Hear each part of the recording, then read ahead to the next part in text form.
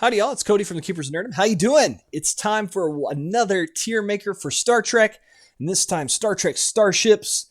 And obviously, if you look at the pictures below, there are clearly not every starship at all times, everything here, because there would definitely be some ones I would probably add at times, and yet, you know what? I'm fine with these right here, because most of these are the hero ships or the lineage of the Enterprise. Right. There's one exception I would say here, and that's actually our first one up here, is the Akira over here. We have the Akira, the Ambassador, the Constitution, the Defiant, the Excelsior class, Galaxy class, the Intrepid class. Oh my goodness, Miranda class, Nebula, which is really funny because Miranda, you can make a case is pretty interesting because of Wrath of Khan. The Nebula though is a background ship in TNG a ton, as well as Excelsior classes. And then the Sovereign class with that orange type dome, or the shield generator. And then lastly, the Discovery. So we're going to go through just real quick and rate them from epic down to A, B, C, and then lame. Why? And I'll try to give you my thoughts on not necessarily power level, but why I would say it's a lame ship or an epic ship or somewhere in between, right? So the Akira, this is such an interesting thing. And actually, there's a ship missing from here that I just realized that's really important. And I forgot how to add those. Oh, well, we'll just have to move on. If I could, let's just say real quick, the Enterprise from Star Trek Enterprise, I would put as an A or epic tier because I love it, especially because the Akira, and this looks like it was taken from like Star Trek Armada too. It's really funny. I love this ship it's a background ship, and it's one of the few vessels that is wider on its saucer this way, but it still looks intimidating coming at you, and not just a chunky ship that just looks too big for itself. And it's actually why the Enterprise from Star Trek Enterprise looks the way it does, because it's really like almost flipped over. But this dual like pylons to the back where the engine stuff and the nacelles and all that are is reminiscent of, is it Lightning? The Lightning aircraft from World War II that had twin engine mounts back there, which is really just a neat thing. And it's like a torpedo thing, and most people have speculated in technical manuals that thing up at the top is not actually engineering, it's actually a torpedo bay that can just launch tons of stuff.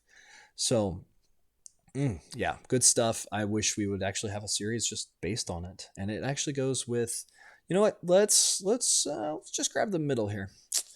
Let's grab the Miranda. The Miranda is an interesting background ship. You actually even see into TNG from the original series, and it's kind of crazy to think that it's been in service that long.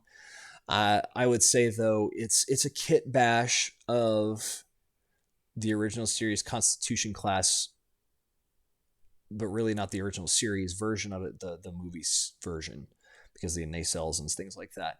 I would say it's really a C tier ship as far as epicness and interesting, but it's that workhorse thing. Like, if this is the hardest thing, because if you could rate it for usefulness, it and the Excelsior obviously would be up there because they apparently last for 100 years. But when you see it on screen, you're always just like, okay, other than Wrath of Khan, you just go whatever, because Miranda by that point is probably almost more powerful than the Constitution clashes, because it's got newer tech in it. Although, because Constitution clashes for the most part were being mothballed, decommissioned. So kind of a big deal. But yeah, just design wise, it's a kit bash, and it's not a very like epic one, but it works really well in Wrath of Khan. All right, let's go to my next one. It's the Ambassador class, which actually is one of my favorite starships in all of Star Trek and Star Trek Online. I just have a soft spot, although I think the Akira just looks better. The Ambassador class, no, it's like top of the tier, just because. And here's why. Everything about the Ambassador class was supposed to be the Galaxy class, and they changed it. And so they used the designs that were being drawn up, because there was Andrew Probert's designs, and I have a model of that one as well as the actual Ambassador. They redid it and simplified it to make it easier to produce for a model, and put it as the Enterprise C. And I love it, because everything you see in the Ambassador is the evolution of what if the Constitution class got updated and it was now the Enterprise C, and it was 60 plus years later. You see what I mean? Like, what would it look like? And this is everything that we come to expect from most Star Trek ships, in essence. Other, and you can see the Akira is very different in that way. But this is a ship that is fascinating, and it's simple because it has a neck to the saucer, and the saucer is just fully round like a Constitution class, and the neck is similar to the Constitution. It has an engineering section, but with the glowing deflector dish, more like the Enterprise D. And then the nacelles are more reminiscent of the Enterprise D, and they're squatty and very similar to Enterprise D in that design. Not my favorite part of that design for sure, but also the nacelles, instead of being just straight, a straight beam, they are the out and then up like the Enterprise D, but even more like boom, boom, because the Enterprise D has a little bit of a curve to it. And instead, this is just 90-degree boom, go. And I just appreciate the simplicity of it because it just screams the evolution of what should be. And I love that about the ship. I don't know that it's necessarily the sleekest ship, but I think it's the perfect example. And I wish we would get is it Mackenzie Calhoun as a show and a series starting on their ship, the Excalibur, as an ambassador class. And it would just be amazing to see. And it doesn't have to be like, that's what drives me crazy. I wish people that were writing Star Trek realized that modern Star Trek doesn't have to go in the far past or the far future. It could be concurrent with other shows, and occasionally have Picard show up and de-age him, right? Just as kind of supplementary, or how they had McCoy show up at the beginning of TNG to kind of give them their blessing. You know what I mean? And then Spock and other, just anyway. Next thing, the original series Enterprise, I would say is S tier because the design has lasted for a long time, and I think this holds up even better than the reimagined Star Trek series with Chris Pine and all them. It's just better. It's simple. But the fact that they just took this and updated it for the motion picture and those other films just speaks to how classic and iconic this ship is. I really do. I think it's just on a whole nother level. Yeah, so that's the original series Enterprise. It looked good on a string. You know what I'm saying? Like, even though it was literally hanging from a string in the original series, if you watch it without the CGI, sometimes you can even see strings, and yet it still looked iconic.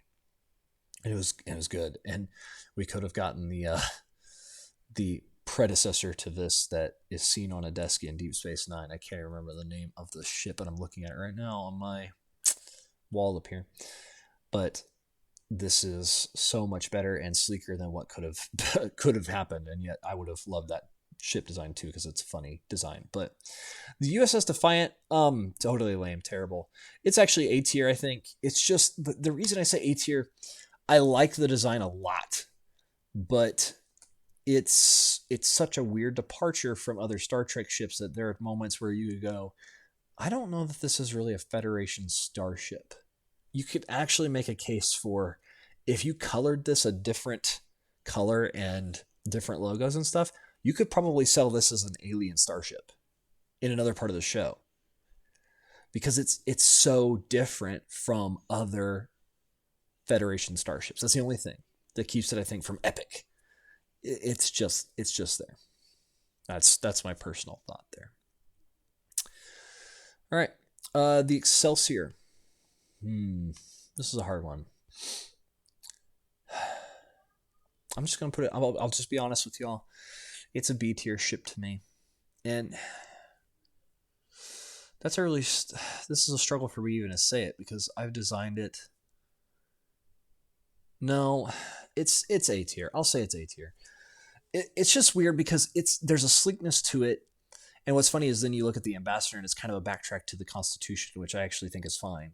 But the Excelsior is very sleek and very long, which is interesting because what's the next starship that looks awfully similar to the Excelsior? Really, it's the Sovereign class that really takes a lot of cues from it, and you might be able to make a case for Voyager as well because it's got some similarities there, but the Sovereign, I think, really hones in on what made the Excelsior look good and just goes further with those things. I think that's important there. The Excelsior just,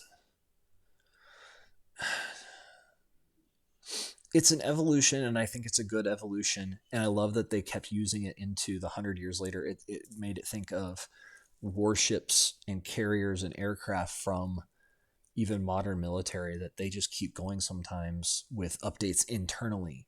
That an Excelsior you would see in TNG is not the Excelsior you would have seen in the Star Trek the original series movies, right? Not the same ship. They look at similar on the outside, but the stuff on the inside is not, right? They are very much faster and more powerful, but it speaks to a really epic design. And it does. It looks good on screen, and I appreciate them. And they're smaller than the Enterprise D, so it gives you this sense of scale of, oh, this is a much bigger ship. All right. Next one is the Enterprise D. Star Trek, Picard's ship in TNG. And for me, guys, it is a B tier. I'll just be real honest. You all might hate me for that, but I'll just be really, really real with you. This ship isn't... It's what happens if you take the Ambassador and you put an air pump on the top of it and just keep filling the ship full of air. And for some reason, the air only goes out this way if you're looking straight up at the ship from the front. And it just keeps going out this way and blows out this way. Because the engines are, similar to the Ambassador in that they're wider this way, which, okay, that's fine. But the hull, the engineering hull down below, stretched this way. The neck stretched this way. The saucer stretched this way. And when you study the Enterprise D,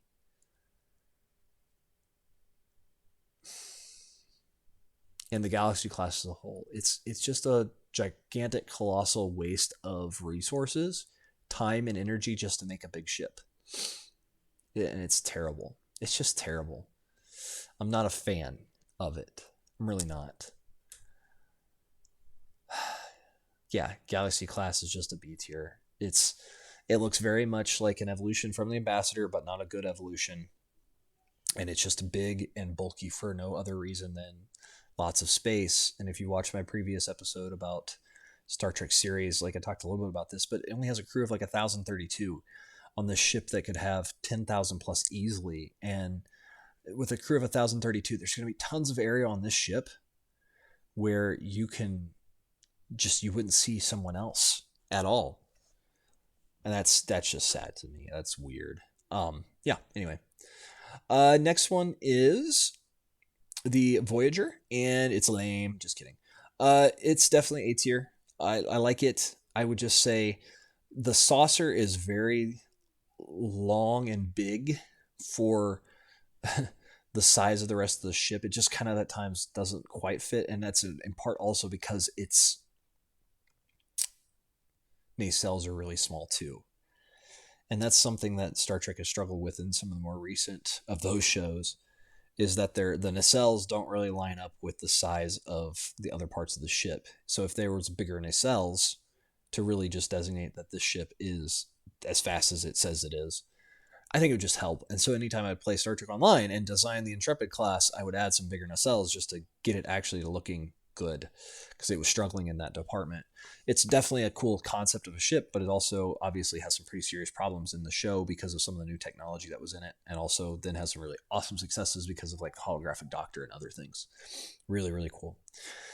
All right, next ship is the Nebula, and actually I'm going to put it... It's funny that this list had this as an option here. I'm going to put it in front of the Galaxy, and here's why. It's a kit bash from the Galaxy, but I think it actually uses the parts of the Galaxy and makes it look better, but it's also squattier, and it just... Well, the Galaxy is supposed to be your big capital ship, and the Nebula is a support vessel based on parts from the Galaxy, and went, how do we make the Galaxy more affordable and get it out and moving more? And they took out the whole neck section and just shrunk it down. And I think I appreciate that. I don't remember how many crew are on a Nebula typically, but I just think it looks better. It does. And it reminds me a lot of the Miranda from... it basically is a TNG equivalent of a Miranda.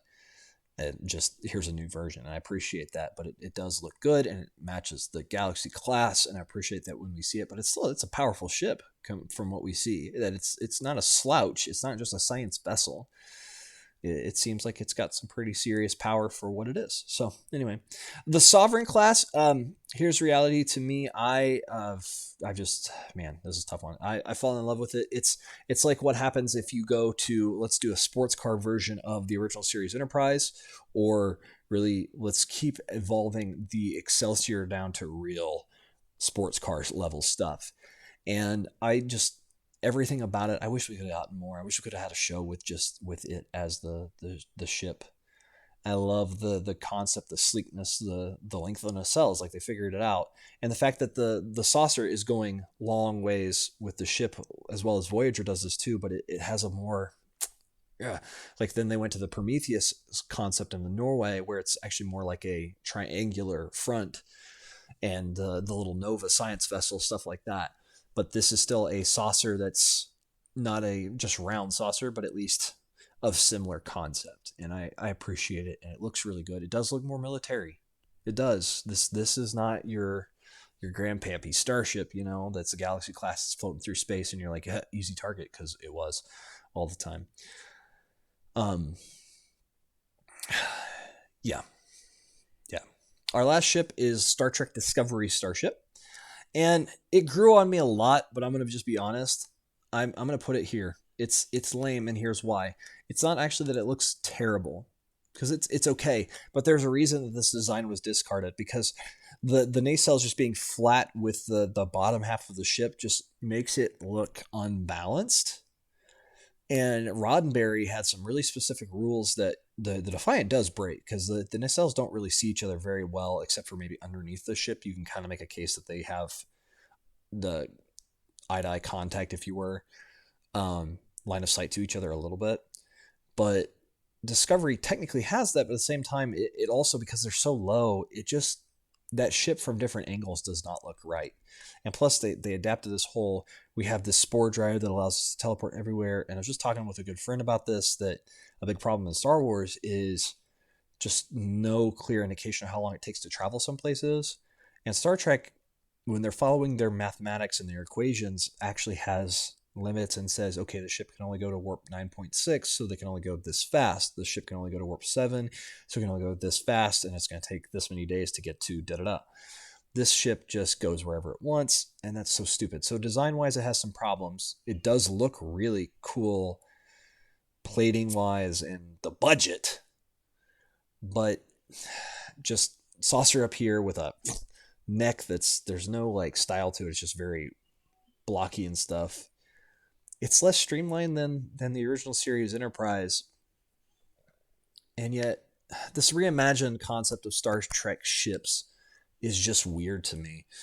That they're not good, right? They want to be bulky and squared off, almost like 80s car designs, which I don't say that's a bad thing, but you have to be careful when you're designing those things, because we also know what the Constitution class is supposed to look like, and then we see it later in Discovery, and it looks kind of like the original series, but more sporty. And not necessarily bad, but it's supposed to be looking a certain way in just a few years when Kirk takes command. That's the problem. So Discovery, just, they have that issue of, we can just go where we want with their spore drive, but just the design of the ship, like, it was a drawing board concept ship. And when we were first shown it, it was actually brown too in the trailer sneak peek things, instead of the darker gray of some sort of Starfleet-ish vessel. And funny thing about model kits, by the way, sometimes you get into some of these model kits and they have some very weird colorings that they want you to do for the model. Really interesting. And Star Trek ships have changed color over the years. That the original series has a very different look color-wise than potentially TNG era. It's just kind of interesting. Just they slowly shifted this coloration of Starfleet vessels. I like the gray, the dark gray colorations, and even almost a type of bluish gray that we have in TNG era and on. But anyway, do you agree with my list? Do you not? Where is it that you go, no. Cody from the Keepers of Nerdom, this is not okay, and here's why. I'd love to hear from you. You know, if you really go, yeah, I totally get where you're coming from. I'd love to hear that too. It's a fascinating discussion about how do these ships stack up. Let me know in the comments below. Like and subscribe. Take care. Bye, y'all.